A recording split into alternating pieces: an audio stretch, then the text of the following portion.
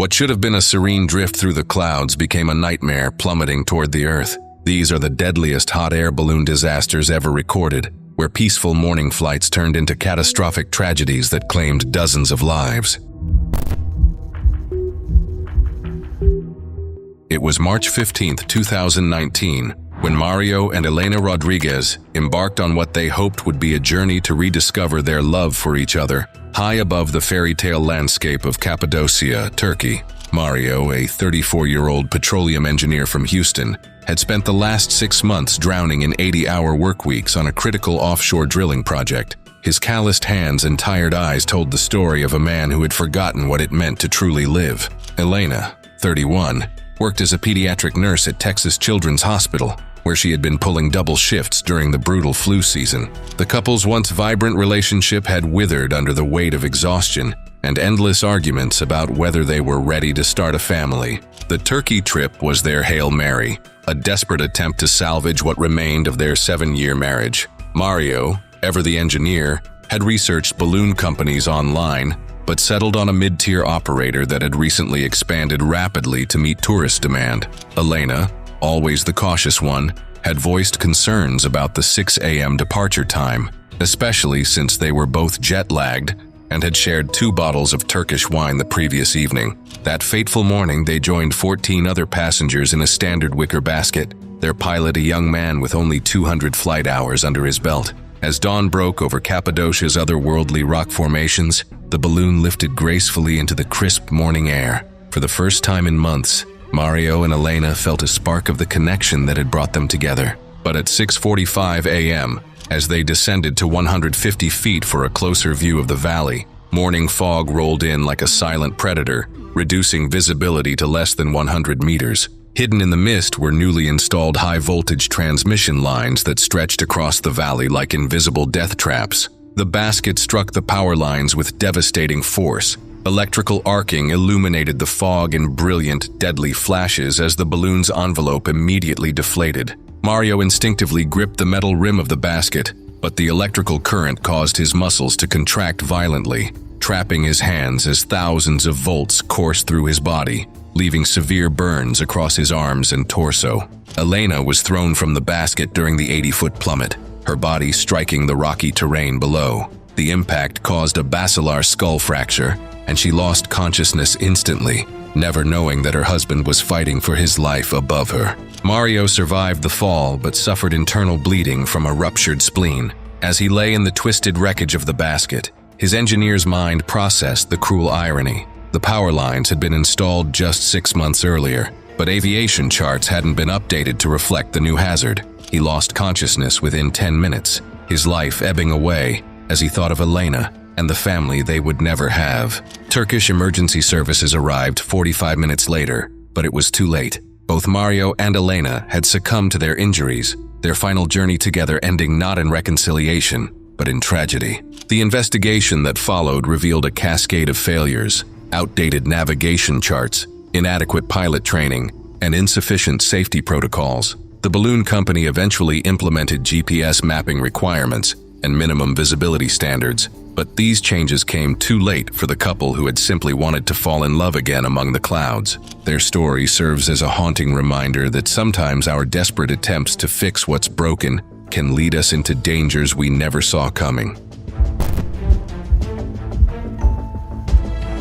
It was September 22, 2018, when the morning mist still clung to Napa Valley's rolling vineyards, that Bobby Chen and Jessica Walsh embarked on what should have been the most romantic day of their lives. Bobby, a 28-year-old software developer from Silicon Valley, possessed the methodical mind of a programmer, but the impulsive heart of a romantic. Standing 5'8" with wire-rimmed glasses, Bobby often made grand gestures without consultation. Jessica Walsh, 26, embodied creative spontaneity as a freelance graphic designer. Her auburn hair and green eyes reflected both artistic vision and underlying anxiety. Having recently relocated from Portland to San Francisco after 2 years of long-distance dating, she struggled with Bobby's controlling tendencies while appreciating his devotion. Her acrophobia made Bobby's surprise balloon proposal both touching and terrifying. The previous evening had erupted into familiar territory, Bobby announcing plans without seeking Jessica's input. She reluctantly agreed to the sunrise balloon ride, hoping to avoid another argument. Bobby had secretly coordinated champagne and roses with the balloon company, convinced romance would conquer Jessica's fear of heights. At 6:15 a.m., their private balloon lifted off with only the pilot accompanying them. The autumn vineyard stretched below like a patchwork quilt in burgundy and gold. Bobby clutched the engagement ring box while Jessica gripped the basket's edge, fighting vertigo. At 400 feet, Serenity was shattered. A faulty propane regulator, inadequately maintained despite manufacturer's specifications, allowed unburned gas to accumulate within the balloon's envelope. The pilot, unaware of the invisible danger, attempted routine heating at 6:50 a.m. The accumulated propane ignited instantly, creating a devastating flash fire that consumed the envelope's fabric. Bobby instinctively shielded Jessica, suffering second-degree burns across his face and hands. Jessica inhaled the scorching gases, her respiratory system immediately compromised as consciousness slipped away within 60 seconds. The balloon plummeted toward the vineyard below. Bobby, despite his injuries, held Jessica's unconscious form as smoke filled their lungs. The crash came with merciful swiftness, but smoke inhalation had already claimed both lives before impact. Napa County Emergency Services arrived within 15 minutes. Paramedics found the couple together, Bobby's arms still wrapped protectively around Jessica, the unopened ring box scattered among crushed grapes. Investigation revealed the preventable tragedy. The balloon company immediately grounded its fleet, implementing comprehensive maintenance protocols. The faulty regulator became evidence in wrongful death lawsuits. Bobby's proposal plans died with him, the champagne and roses remaining unopened. Jessica never learned of his intentions, never saw the ring he had chosen after months of consideration. Their families found small comfort knowing they died together, their final moments spent in each other's arms above the valley they had come to celebrate their love.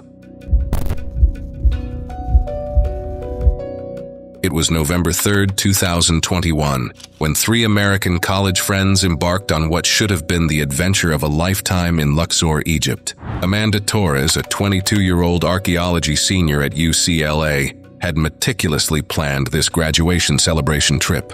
Her infectious enthusiasm for ancient civilizations had drawn her two closest friends into sharing her dream of exploring Egypt together. As someone who spent countless hours researching pharaohs and pyramids, Amanda possessed an adventurous spirit that perfectly complemented her academic dedication.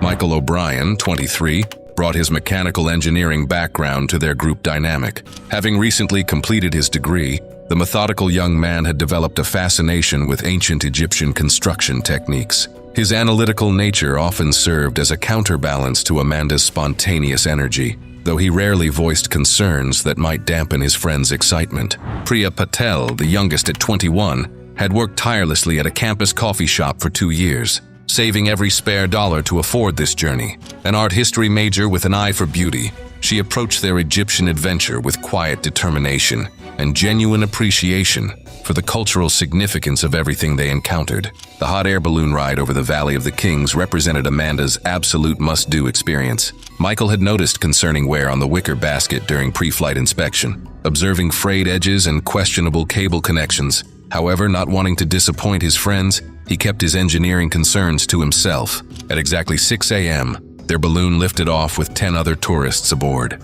The initial ascent provided breathtaking views of ancient temples, the meandering Nile River, and the golden desert landscape. Amanda pressed against the basket edge, camera in hand, while Priya sketched impressions in her travel journal. Michael quietly monitored the basket's behavior during their climb. At 600 feet, disaster struck without warning. Metal fatigue from repeated stress cycles caused catastrophic failure in the basket's support cables. At 6:35 a.m., one corner of the passenger compartment separated completely from the balloon envelope above. The basket tilted at a dangerous 30-degree angle, creating chaos among passengers. Amanda, positioned near the failed corner, fell through the widening gap between basket sections. She plummeted 400 feet, striking the rocky terrain below with fatal impact. Michael desperately grabbed onto the remaining structure, but could only maintain his grip for 30 seconds before gravitational forces overwhelmed him. His fall resulted in fatal injuries upon impact. Priya managed to hold on throughout the terrifying descent, surviving until the emergency landing. However, the high-speed impact of the tilted basket against the ground caused severe internal injuries that proved fatal, despite immediate medical attention. Egyptian emergency services reached the crash site within 1 hour using desert rescue vehicles. Investigation revealed the balloon operator had been using passenger baskets well beyond their recommended service life. Without proper structural inspections, the company had prioritized profit margins over passenger safety. The tragedy prompted immediate regulatory changes throughout Egypt's tourism industry. New requirements mandated annual structural certification for all passenger baskets used in commercial operations, ensuring future adventurers would not face the same preventable dangers. Amanda, Michael, and Priya had traveled thousands of miles to witness ancient wonders, only to become victims of modern negligence. Their story serves as a sobering reminder that adventure tourism requires rigorous safety standards to protect those seeking extraordinary experiences. It was January 12, 2020, when Thomas and Marie Dubois embarked on what should have been the highlight of their Myanmar honeymoon. Thomas, a 29-year-old civil engineer from Lyon, possessed the methodical precision that made him excellent at his job, but sometimes overly trusting of official recommendations. His new wife, Marie, 27, worked as a museum curator specializing in Southeast Asian art, her scholarly nature balanced by an adventurous spirit that had drawn Thomas to her during their university days. The couple had married just 3 weeks earlier in an intimate ceremony, choosing Myanmar for their honeymoon because Marie had spent years studying Bagan's magnificent Buddhist temples through photographs and academic papers. She yearned to experience firsthand the ancient structures she knew only from books. Thomas, ever the planner, had meticulously crafted their itinerary, booking the sunrise balloon flight through their hotel concierge, who enthusiastically recommended a local operator. During the pre-flight briefing, Marie's trained eye noticed the balloon equipment appeared older than expected. Her academic background had taught her to observe details others might miss, and something felt off about the frayed edges of the balloon's fabric. She voiced her concerns to Thomas, but he reassured her that Myanmar's tourism operators were properly regulated. His engineering mindset trusted official oversight systems, perhaps too much. At 5:45 a.m., their balloon lifted off with 8 other passengers, initially delivering the breathtaking experience they had anticipated. Below them stretched over 2,000 ancient pagodas scattered across the plains like forgotten jewels, their silhouettes emerging from morning mist, in a scene Marie had only imagined. For 20 precious minutes, they floated peacefully at 800 feet, Thomas capturing photos while Marie identified temple architectural styles she recognized from her studies. Then disaster struck. The balloon's envelope developed a small tear. The deteriorated fabric finally succumbed to stress. Marie watched with growing alarm as their altitude gradually decreased over the next 20 minutes. The pilot attempted an emergency landing at 6:30 a.m., targeting an open field, but misjudged their approach speed due to the balloon's compromised lift capacity. The basket struck the ground with devastating force, dragging 50 meters across uneven terrain before finally stopping. Thomas, who had instinctively shielded Marie during impact, suffered multiple rib fractures and severe internal bleeding. The methodical man who had planned every detail of their trip now fought for breath as his body went into shock. Marie was thrown from the basket during the violent dragging phase, her body striking the rocky ground with a crushing impact. The woman who had spent years studying ancient structures now lay motionless, her spine severely damaged, paralyzed from the chest down. Myanmar's emergency services, hampered by the remote location and basic equipment, took 90 minutes to reach them. Thomas, the careful engineer who had trusted the system, died within 30 minutes from internal bleeding, never seeing the temples Marie had dreamed of exploring together. Marie, the scholar who had finally seen her beloved pagodas from above, succumbed to complications 2 hours later, her dreams of walking among the ancient stones forever unfulfilled. The subsequent investigation revealed the balloon's envelope fabric had exceeded its recommended service life and lacked proper inspection. The tragedy that claimed 2 young lives led to increased oversight by Myanmar's tourism ministry and mandatory equipment inspections, ensuring future couples would not share the Dubois' fate while pursuing their dreams among Bagan's timeless temples. It was July 8, 2021, when the morning mist began to roll across the Loire Valley. setting the stage for a tragedy that would claim 2 lives and destroy a company's last hope for survival. Richard Sterling, 52, had built his reputation as a visionary CEO who believed in grand gestures and bold moves. Standing 6 feet tall with graying temples and an expensive suit that masked his company's dire financial situation, Richard possessed the kind of charismatic confidence that had once attracted millions in venture capital. However, his tech startup was hemorrhaging money, and his penchant for costly decisions had pushed the company to the brink of bankruptcy. Despite mounting pressure, Richard maintained his belief that projecting success was essential to securing the emergency funding they desperately needed. Jennifer Adams, 44, served as the company's chief financial officer and had become Richard's most vocal critic during their financial crisis. A meticulous woman with sharp features and an analytical mind, Jennifer had been working 16-hour days for months, desperately trying to keep the company afloat while Richard continued making expensive decisions. Her auburn hair was often pulled back in a tight bun, reflecting her no-nonsense approach to business.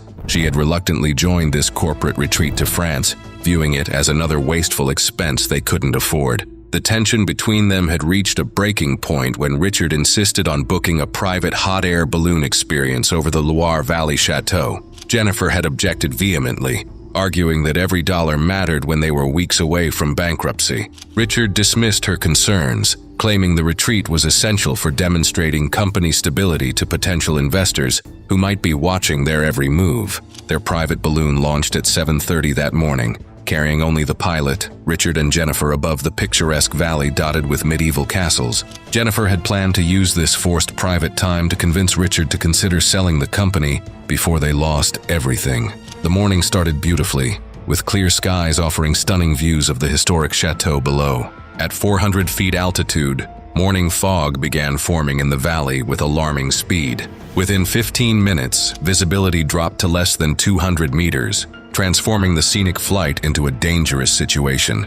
The pilot, who lacked sufficient training for low visibility conditions, became disoriented in the thick fog at 8:15. Attempting to find a safe landing site, the pilot inadvertently descended toward a forested hillside. The balloon basket struck tree branches during an uncontrolled descent through the forest canopy. Richard suffered severe lacerations across his face and torso, along with a broken arm, as branches tore through the basket's sides. Jennifer was thrown from the basket when it caught on a large oak tree 30 feet above ground. She fell through the branches, suffering fatal head and neck injuries upon impact with the forest floor below. The basket remained suspended in the tree with Richard trapped inside, his injuries causing severe blood loss. For 2 agonizing hours, Richard remained conscious but unable to escape the suspended basket. His expensive suit became soaked with blood as he slowly succumbed to his injuries, dying before French emergency services could reach the remote crash site. French rescue teams located the wreckage using cell phone GPS data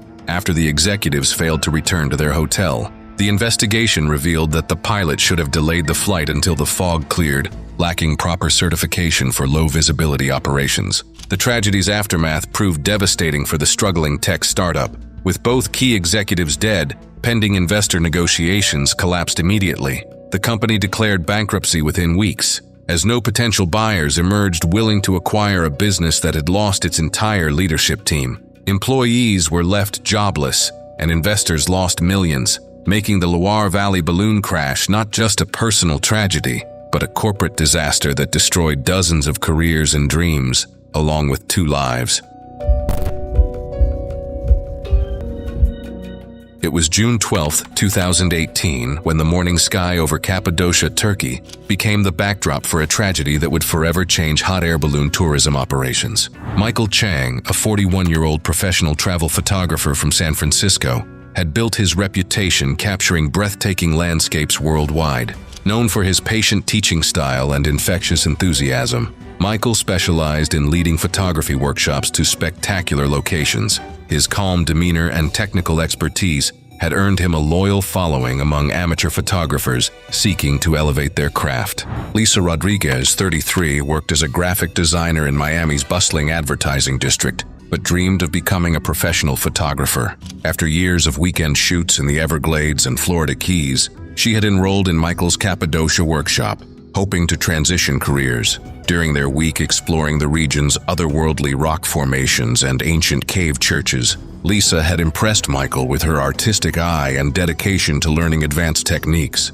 The workshop group had spent 7 intensive days mastering golden hour lighting and composition while photographing Cappadocia's unique geological features. Michael had saved the hot air balloon flight for their final morning, promising his 6 students an unparalleled opportunity to capture the landscape from 800 feet above the fairy chimneys and volcanic valleys. At 5:30 a.m., their balloon lifted off alongside over 100 other tourist balloons in Cappadocia's signature morning spectacle. The pre-dawn timing was crucial for optimal lighting conditions, but it created dangerous air traffic congestion that Turkish authorities struggled to manage during peak tourist season. As their balloon reached 800 feet, shifting wind patterns pushed the massive inflated envelopes closer together than safety protocols recommended. Michael was adjusting his camera settings to capture the sea of colorful balloons when he noticed their balloon drifting dangerously close to another tourist basket carrying 16 passengers. At exactly 6 a.m., the collision occurred with devastating force.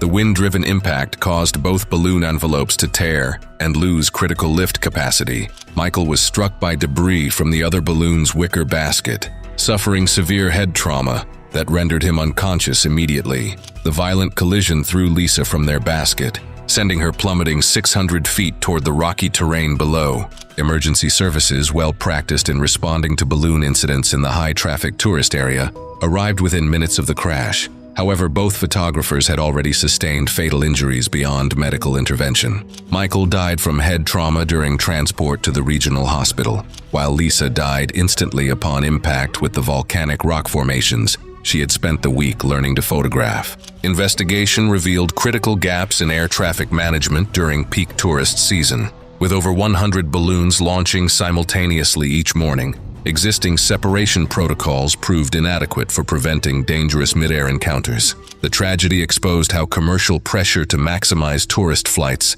had compromised safety margins. Turkish aviation authorities responded by implementing comprehensive air traffic management systems specifically designed for mass balloon operations. New protocols established mandatory separation distances, reduced simultaneous launches, and created designated flight corridors to prevent future collisions. Michael's photography equipment, recovered from the crash site, contained his final images of the Cappadocia sunrise that had drawn him to this remarkable landscape. Lisa's camera held her last shots of the balloon-filled sky she had dreamed of capturing professionally. The Cappadocia tourist collision became a watershed moment for balloon safety worldwide, leading to stricter oversight of commercial flight activities in scenic destinations where photography tourism intersects with adventure travel. These tragic incidents prove that even peaceful adventures can turn deadly in an instant. Click the next video for more shocking stories of unexpected danger.